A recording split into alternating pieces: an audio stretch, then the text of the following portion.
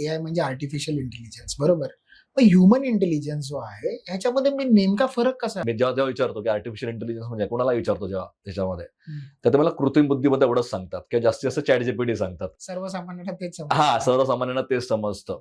So basically कसं आहे ना, की तुम्ही कृत्रिम बुद्धिमत्ता जरी असेल तरी तेवढी स्ट्रॉंग डिसिजन मेकिंग पॉवर किंवा तेवढा इमोशनल इंटेलिजन्स किंवा तेवढा त्याच्याकडे ह्युमन टच हा नाहीये. तो तुम्हाला तो एक आर्टिफिशियल उत्तर देतोय समजा, पण त्याला कुठलीही गोष्ट समजा तुम्हाला उत्तर जरी मिळालं, म्हणजे मी नेहमी सांगतो की कुठली गोष्ट तुम्ही ब्लाइंडली फॉलो नाही करायचं. तुम्ही चॅट जीपीटी जरी पाहिलं तर चॅट जीपीटीच्या बॉटमला तुम्हाला दिलेलं असतं की chat GPT can make mistakes, त्या डिस्क्लेमर टाकलेलं आहे. हेच तुम्हाला जेमिनायमध्ये पण मिळतं, राईट. याचा अर्थ काय, तो देणार तुम्हाला उत्तर, याचा अर्थ ते परफेक्टच असेल असं नाहीये.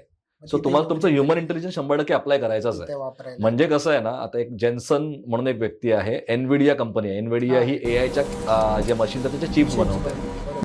सो त्याने एक शब्द वापरला, ते वाक्य वापरलं, ते मला खूप जास्त आवडलं. अक्षय कुमार यांचा इंटरव्ह्यू घेतला होता आणि तो युट्यूबला फेमस आहे सध्या. ओके. सो त्यांनी एक असं वाक्य वापरलं की एआय तुमचं काम पूर्णपणे करू शकत नाही. तो तुमचं 20% काम समजा 1000 पटीने चांगलं करेल, तुमचं 50% काम तो 1000 पटीने चांगलं करेल, पण तो कुठल्याच केसमध्ये तुमचं सगळं काम पूर्णपणे करू शकत नाही. त्यामुळे तुम्हाला काय करायचं ना, तुमचं काम आहे ना ते बेसिक, म्हणजे तुम्ही जे स्क्रॅच पासून करायचं अगोदर, बेसिक पासून करायचा, ते तुम्हाला तो 20-30% किंवा 50 किंवा 70% नेऊन ठेवेल आणि त्याच्यावरती तुम्हाला 30% ह्युमन इंटेलिजन्स अप्लाय करायचंच आहे. ते तुमचं काम असणारच आहे त्यामध्ये.